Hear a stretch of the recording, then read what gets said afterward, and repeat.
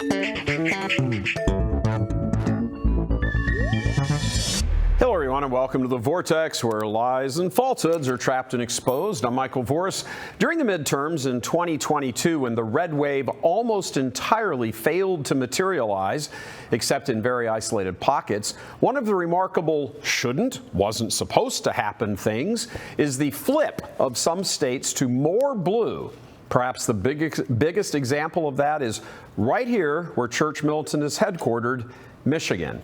In one night, the entire state government went from a medium shade of purple to deep blue as the Communist Democrats seized back control of the state legislature, affecting the much-coveted trifecta, control of both chambers and the governorship.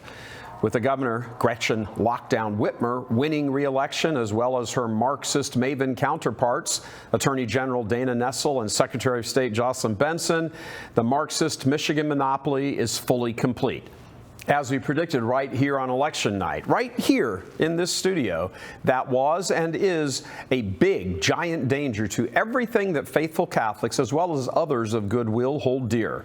True to form, the Marxists have introduced a bill into the Michigan State Legislature with the full support of the commie elites that will destroy free speech of religious and political conservatives. Of course, it's all under the guise of stamping out that hate speech, so-called hate speech, and we all know what that means. It's a euphemism for conservative speech. Any speech about truth that Marxists despise is automatically labeled hate, and under the proposed law will be punishable with fines, prison time, or both. And before someone says, well, that'll never hold up in court, just sue them. Right. First, going to court, even in the case of a slam dunk like our still ongoing case in Baltimore, is a tremendous drain on mental and financial resources. Having lived in lawsuit land now for the past 2 years, even a win, and for the record, Church Militant so far is 4-0 in court, that all drains away valuable time from the mission. We're here to promote the faith for the salvation of souls and help turn around the culture to whatever degree we can in terms of people's thinking. We're not here to slug it out in court for years. Going to court may sound and look easy and almost automatic on TV or in movies, but I can assure you that is nothing like the reality, again, even when you win. Likewise, remember the state, which is who would be being sued here, has almost limitless money and time to keep filing motion after motion after motion.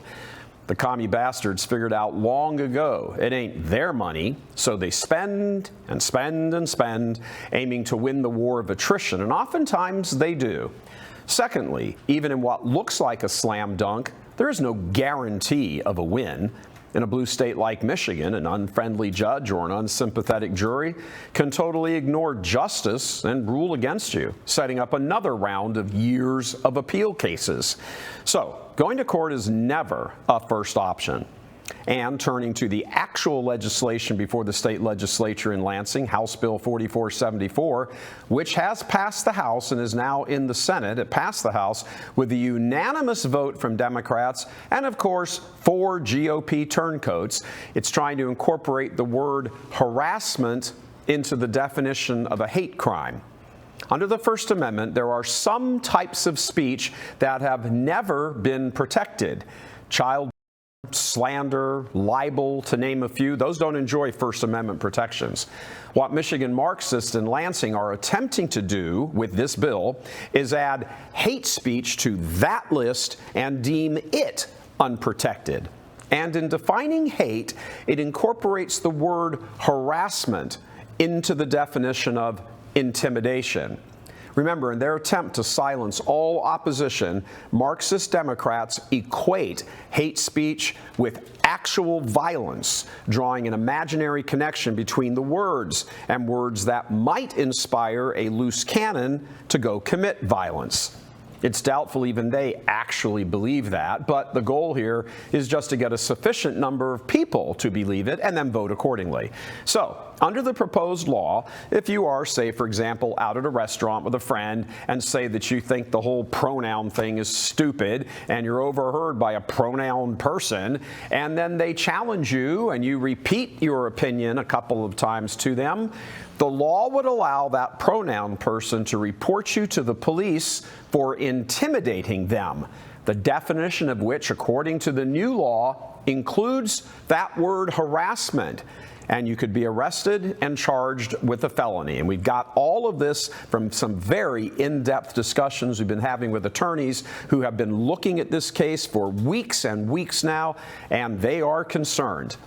The penalty per occurrence laid out in the legislation is up to 5 years in prison, not jail, state prison, a $10,000 fine, or both, per occurrence.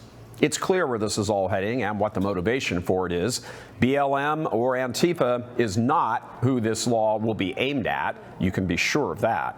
Just like Biden's Department of Justice selectively enforces laws against conservatives, that same tactic is coming to a blue state near you, and here in Michigan, it's just a few steps away from becoming reality, the first state in the country to try something like this. The bill as it currently exists is expected to pass through the Michigan State Senate without any substantial wording change and then be signed into law likely before the end of the summer by Governor Whitmer. Unless normal protocol is excused from, it would become law January 1st, and as we sit here today, there's nothing to suggest it will not become law. And here in Michigan, there is already a problem for conservatives, especially religious nonprofits such as Church Militant, the textbook example of a religious nonprofit operating here. A recent study called Faith and Freedom of all 50 states concluded Michigan is dead last in being friendly to such outfits. Alabama and Texas were at the top of the list in being friendly to religious nonprofits. Look, Marxists don't like God, not a big shock. They don't like religion, they don't like people of faith, they don't like traditional values or anything that challenges their stranglehold. So none of this can come as a surprise. But the speed and the efficiency with which these folks move, it does still amaze. They've only had complete control of the state for less than 6 months, and already here we are. They don't pass these kinds of laws in order to not use them. And here's another point to consider. In order to normally challenge a law, you have to have what's considered standing, meaning you have to show that you personally have been injured by that law before a court will hear your case. Since this is a criminal law, that means in effect you would have to be arrested and charged and stand trial before you could challenge the law's unconstitutionality.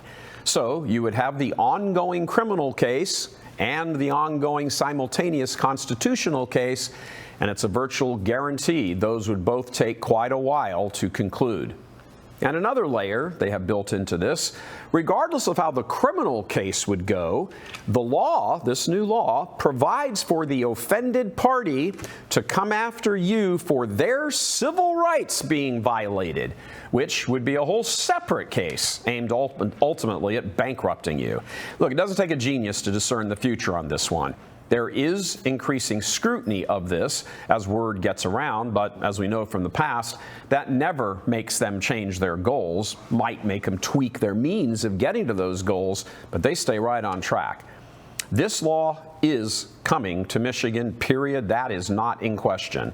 What is in question is the cost and process of challenging it, including at least one person somewhere having to be arrested and stand trial and face prison time to gain standing before a court to then actually challenge the law. And of course, there is looming out there the very real possibility that along the way, various judges will agree that hate should in fact be added to that list of speech that is not protected. Michigan has suddenly become a very dangerous state for conservative religious speech. God love you. I'm Michael Voris.